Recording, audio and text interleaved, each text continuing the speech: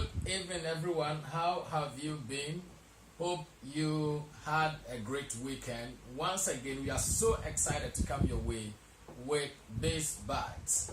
It has been an interesting journey. We've gone through all sorts of things and we've persisted. It looks like what we've been teaching has been putting us through the pace to test us whether we really are up to it. But thankfully, we have been up to it. I think so. I think we've done quite well. Indeed. Yeah, so once again, we want to really welcome you to today's episode, and it's always exciting for us to come your way sharing great information with you. And my name is Victor Kweji. I'm your business success coach and consultant, and I'm also a ghostwriter and also a publisher. Our second business actually publishes, helps authors or aspiring authors to publish their books worldwide, especially for those of you based in Africa. We are always excited to work with you. We've come up with a new ways of helping you to make your books available to the entire global community, so you don't limit yourself to the country where you are in or only the continent of Africa. So please take advantage of that. We do printing jobs as well.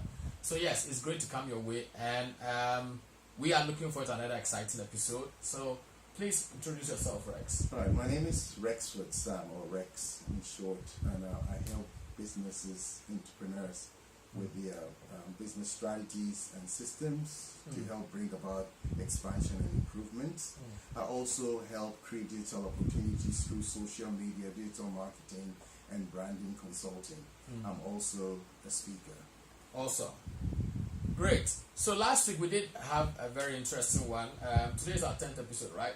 Yep. And that is so far 5 topics so far, yes. We've been taking every topic on 2 episodes and dealing with it generally as well as practically bringing it down to the level of how businesses, how it functions, and how it works in business settings.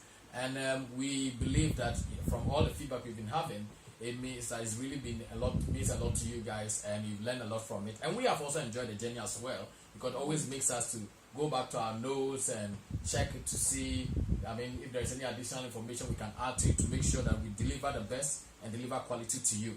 All right, okay. So last week we did talk about developing your business idea, which was a part 1 of it. And please go to our YouTube channel, Biz Bites for you. The letter 4, is it? The number 4. The number 4. And the letter U. Okay, Biz Bites for you. YouTube channel. Or you can just type any of us our names. It will bring it up. It should bring it up to you. Rex for Sam, or Victor Kweji.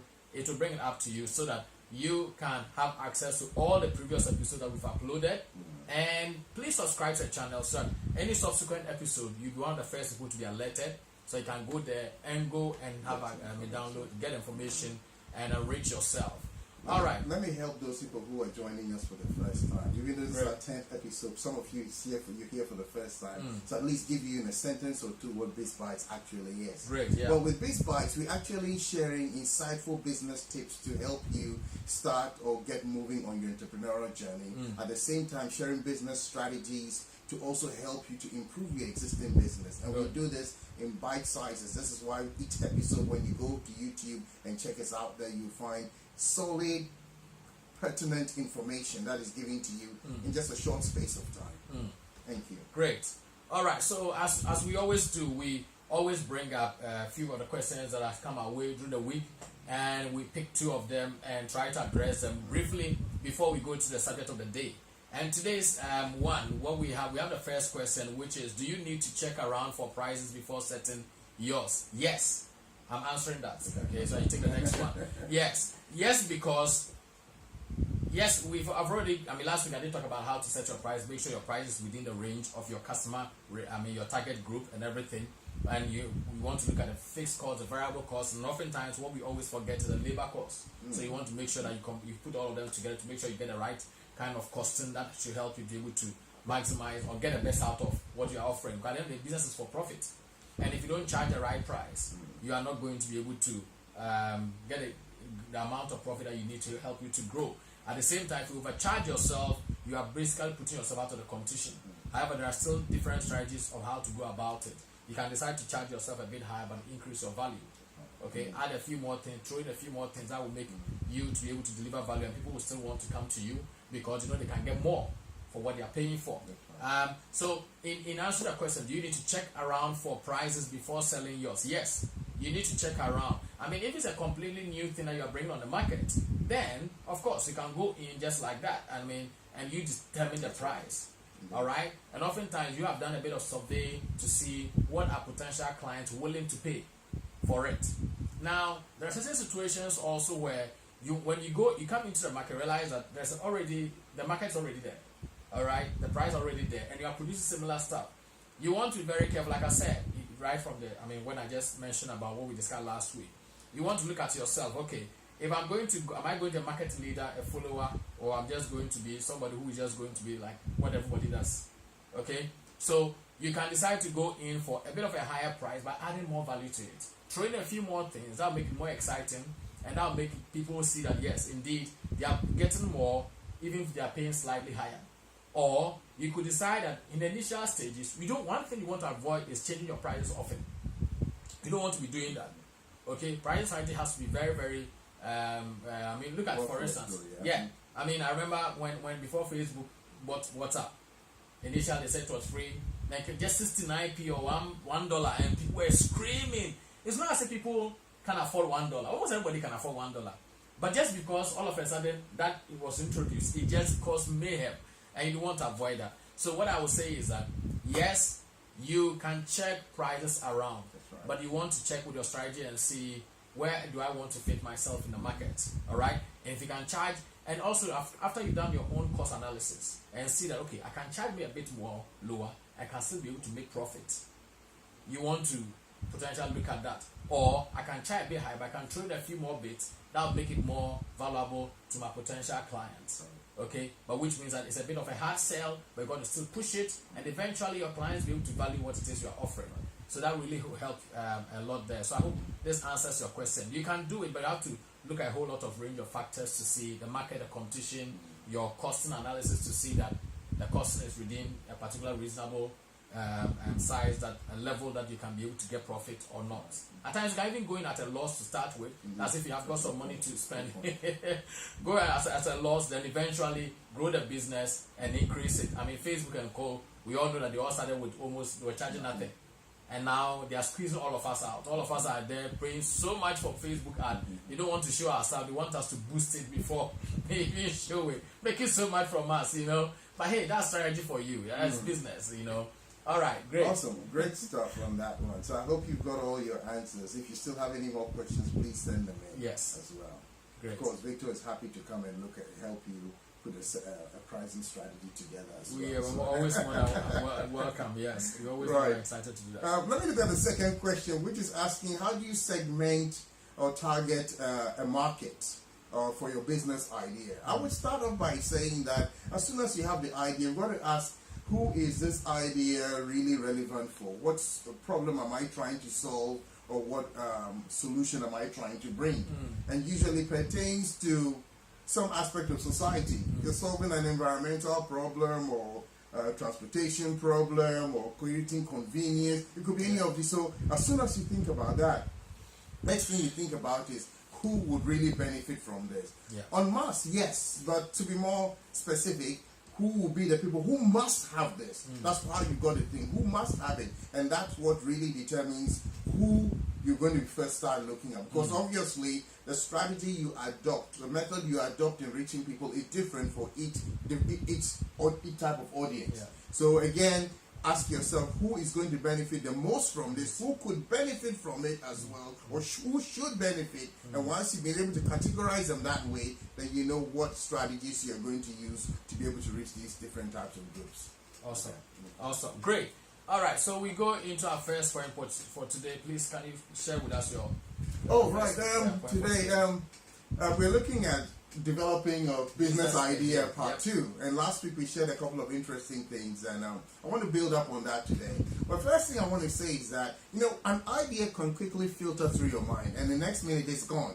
So one of the quick things you do when an idea comes to you, find a way of jotting it down. Either you record it onto a sound recorder, jot it onto a type it onto an iPad or I do it on my phone. You do it on your Sometimes I phone, draft you know. on my phone. Yeah, something. Or some people have a small notebook. Yeah. Because I have one by my bedside, so I can, with a pen, so I can quickly write something down. But if I'm not at home, then I quickly use maybe a notepad on my phone or something like that, or I can just record it voice.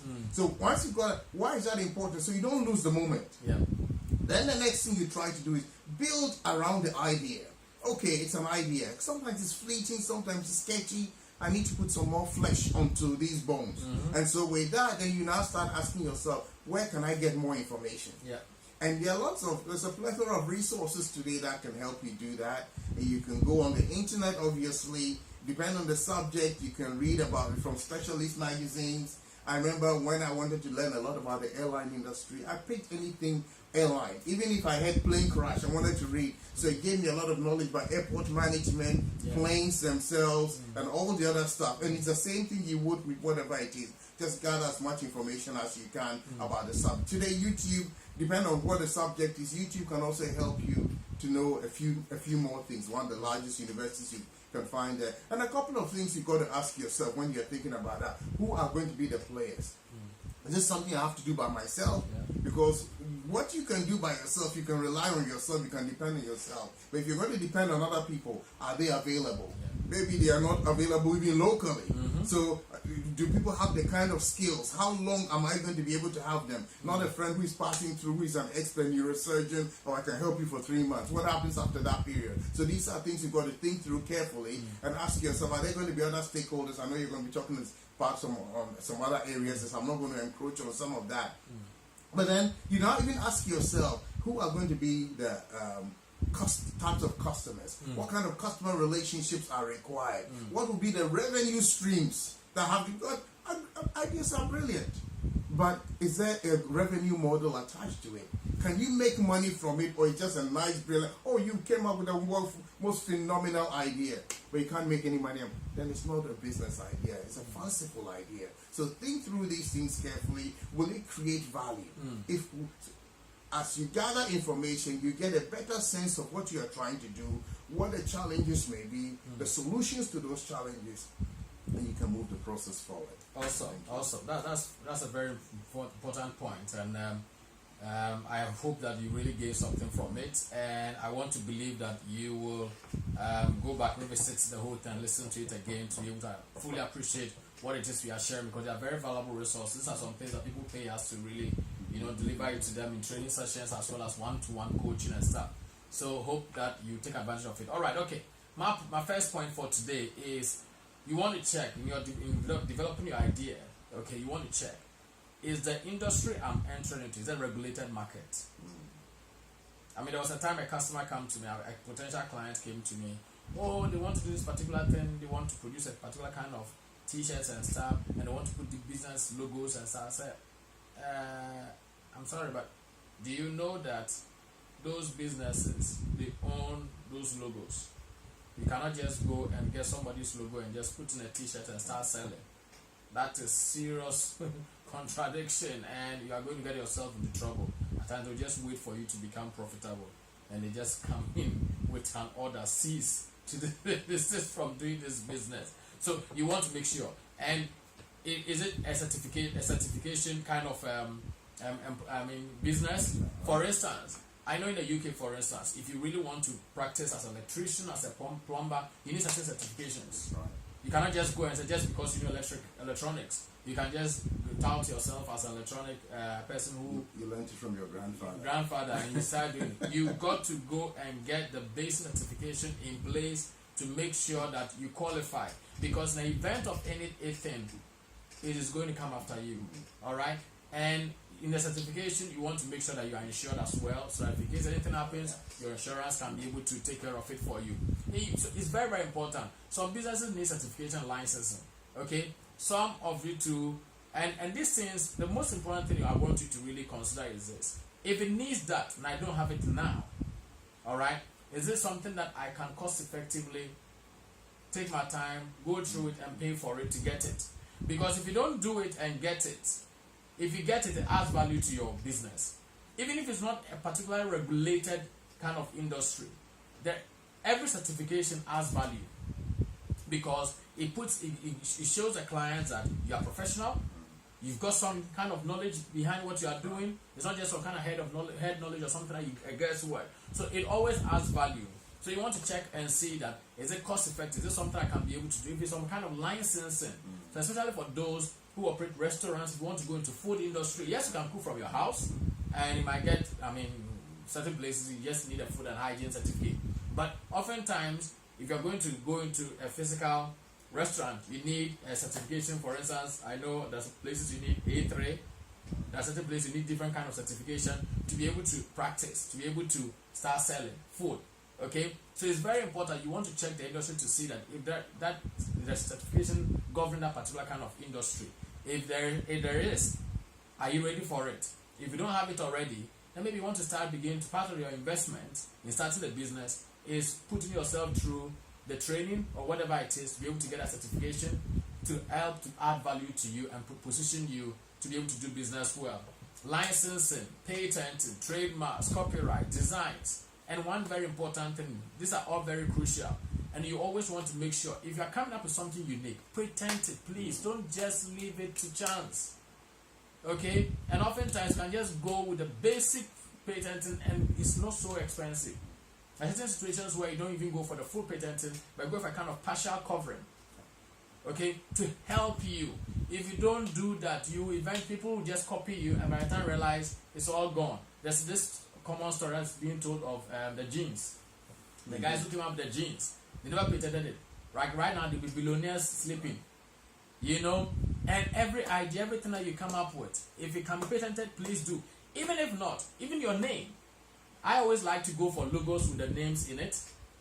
The logo and the name in one thing, because that one you can easily patent, trademark the logo, and it goes the name. So you have basically secured yourself. That's the first level of it. Then, if there are any other products and product range under it, you can now begin to trademark all of them, and those that need patent, you can do that. So it's very important that you look at these things. If there's a licensing governing that particular industry, if there's a certification, and if you can patent it or you can trademark it, please go for it. Trademarking the UK, for instance, is not that expensive.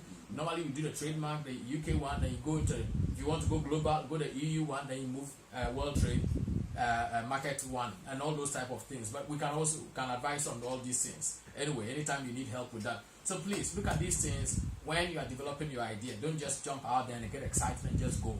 Because you might end up start making money, and people will start coming after you, one lawsuit after the other, and you lose out. That will not going to be a smart move. Okay, so think about that, and as you consider developing your idea. Great. Wow. All right. Okay. So let me just jump to my next. Yeah, I'll just continue. My next point here is this: can the product stand the test of changing trends or take advantage of it before it dies out? This is so important. All right. Technology is encroaching on every kind of business. Every kind of business. Every kind of business is being encroached on by technology. If it is not directly on the service delivery or on the product manufacturing, all right, it is on maybe in the delivery, even the shipment, okay, of the item, okay, or how you deliver the service. So you want to really make sure that this particular business I'm going into, it is not something that is easily going to fade out. It is something that's going to be there for a long time. I mean, let's face it, Airbnb is now around. We like using that example a lot. Airbnb is around, all right? It's got so much valuation and everything, yet it doesn't own hotels. And it doesn't mean that hotels are no more in existence. Hotels still exist, and they are still making profits. Other hotels still exist all over the world, and they are never going to go away. However, because of Airbnb, a lot of them are changing their ways of going about business, making online booking so easy and accessible to them, and so many other things. So you really want to consider all these factors and make sure that if you're even going to go into hotel industry, don't be discouraged because of Airbnb, you're not going to go into it. However, you want to make sure you're going to put yourself in a particular place to be able to compete effectively. Okay? And you want to ask yourself, am I just going to give up on idea just because maybe when I did my tests, like you said, you did a research on the subject and everything, you realize that, oh, maybe there's so much competition out there and there's maybe some new product. It's not always that you have to give up the idea. At times, all you need is just sit back and think a bit and speak to experts like us, and we can help you to formulate a strategy that can help you to go move ahead with it, but come up from different angles. Right. But there's always a different angle with which you can come. I mean, eventually, let's face it, even things that have gone out of date, we still know there are what do you call them? It just escaped me. Vintage things being sold as well, you know. So it's all about what you know, okay, and how you position yourself and how you decide. But it's very important to know exactly what exists out there, so you can be able to know what you are bringing and how that can impact, okay, your business strategy. So it's so important. Don't just give up just because maybe you find that, oh, this is what I'm doing, very soon it's going to go out. It always has to make you start thinking again. And you might, in the process, you might come up with a unique way of going about it. Nobody has ever thought of it before. And you become a leader in that particular angle. Okay? So it's very, very important you consider that in developing your idea or developing your business concept or developing that particular dream, that the passion or that crazy idea you think is crazy and has never happened before. Most of ideas that we see today, they were created to somebody when the thing was not in existence until they finally put it into practice and eventually got it going. Okay? So I hope you learned something from there. Great. All right. Please give us your final point for today. I wanted you to even continue what you were saying because I was enjoying that. Because when you're talking about old things, I was remembering even companies like Boeing still manufacture DC-10 aircraft, which has been phased out most, but the mail companies, courier companies still use those things. Yeah. So it's always being able to come up with something that's relevant to a particular group of people. Exactly. Right, let me come to my final point for today, where I'll be looking at finding a mentor. Now that's a little different from what we talked about last week when we said an expert. Come to experts like us. Why a mentor? I mean, the old adage says that experience is the best teacher. Well, I found out that mentorship is having the experience without the pain, or being able to avoid the pitfalls that other people go through. Today, mentorship is two ways. You can get to meet people. Some are very busy. You can learn from them. They can guide you in what you do. They can tell you. I had opportunity like recently. Saw with a very distinguished person. We had a high table together, and I said, "Hey, I might not get a good opportunity like this. Take 15 minutes. What has made him successful?" And he began to explain a couple of interesting things. I had my notepad ready. I took some notes. Yeah, exactly. Learned a couple of things because this is somebody who's had about 50 years experience in life, you know, at all levels. Sits on several boards. And so I said, wow, how did you do it? And then he started saying it up. But I picked a couple of important things and I think those are the things we all need to learn. Who is the master or the mistress in the field? Who is the global champion or player? Can you learn from them? Today's world is such that you don't necessarily have to meet some of those people. If you can, that's fine. But today you can, because of resources, you can get on a program with them. Some of them run different types of mentorship programs. You can get their materials. One quick way is read some of their books. Like somebody will say he's captured 20 years experience in a book. So you're spending £100 or $100 depending on where you are to buy 20 years experience. And so through that you're able to learn a lot. We read. I mean, I don't only read Victor's books, I read other books as well. But we learn a lot by reading from these people as well. So it's an important area. You may say, how does that apply practically? I'll give you a couple of quick examples. You want to start a hairdressing salon or a barbing shop. The first, you don't think about, okay, I'm going to need this equipment. Ask the people who run the business, how do they maintain a steady stream of customers coming through so they can make money? Because if you're going to run your business just on a Saturday or a Sunday, depending on where you are in the world, that's not going to sustain you. It's like an airline I knew that started. I will not mention the name, even though they're out of business. I don't want anybody to sue me. But this an airline, when they started, they spoke to me about a couple of things a couple of years ago. But the bad mistake they made was that they started the business in the low season. In the low season, your cost, it didn't take long. The plane got seized at Stansted Airport because they couldn't pay the landing fees, you know, and it was there for a while. It was a disastrous scenario, but somebody did not study what was required or didn't ask the people who run it the right questions. And it's important. A friend of mine wanted to start an Uber business. He went to speak to somebody. Now, people may not necessarily be older than you. There's another phrase, one of my teenage